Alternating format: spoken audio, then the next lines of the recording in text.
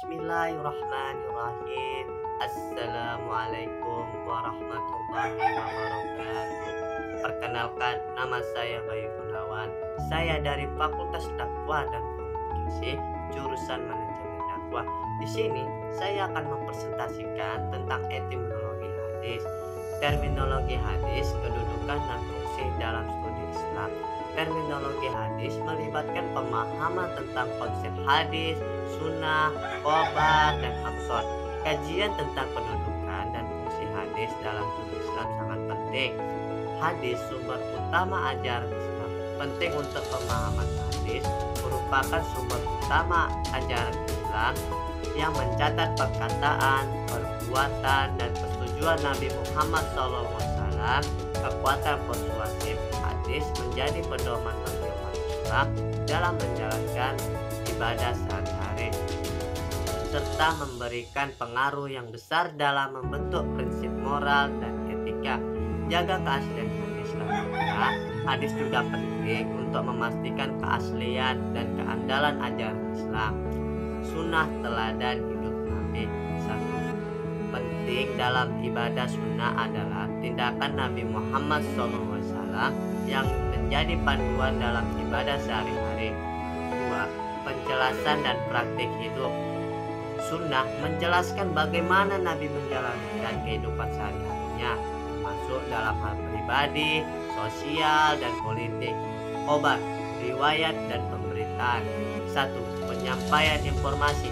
Khobar adalah riwayat yang berisi informasi mengenai peristiwa, ucapan, atau perbuatan Nabi Muhammad SAW yang diteruskan oleh para sahabat. 2. Sumber beragam penyebaran khobar dilakukan melalui lisan, tulisan, dan media lainnya untuk memastikan informasi dapat mencapai generasi berikutnya. 3. Pentingnya kualitas khobar. Ketetapan dalam menyampaikan khobar menjadi faktor penting untuk menjamin kehujahan informasi yang disampaikan.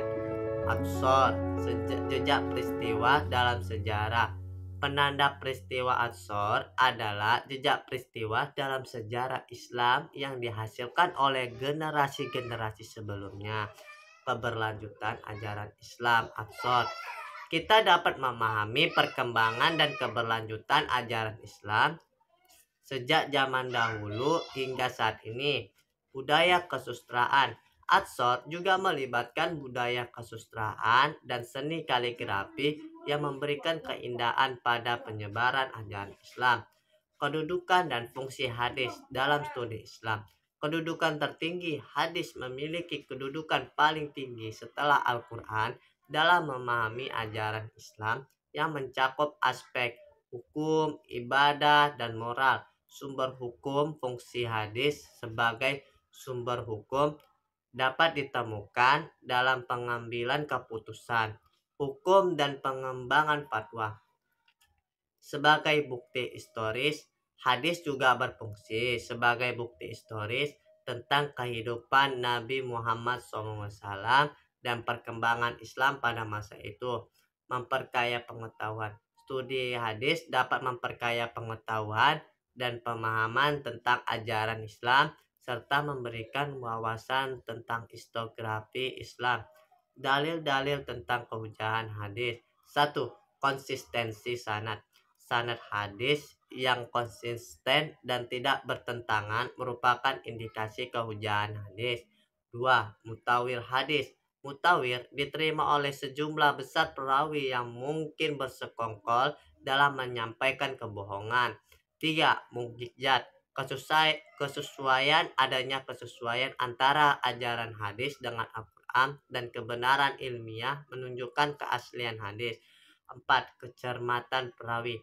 Perawi yang memiliki integritas tinggi dan cerdas dalam menguji kebenaran informasi hadis dapat meningkatkan kehujahan hadis.